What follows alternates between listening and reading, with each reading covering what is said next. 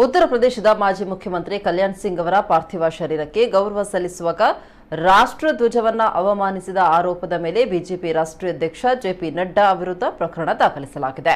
ಸಿಕಂದರ್ಪುರದ ನಿವಾಸಿ ಚಂದ್ರಕಿಶೋರ್ ಪರಾಶರ್ ಅವರು ಮುಜಾಫರ್ ಮುಖ್ಯ ನ್ಯಾಯಾಂಗ ಮ್ಯಾಜಿಸ್ಟ್ರೇಟ್ ನ್ಯಾಯಾಲಯದಲ್ಲಿ ಪ್ರಕರಣ ದಾಖಲಿಸಿದ್ದಾರೆ.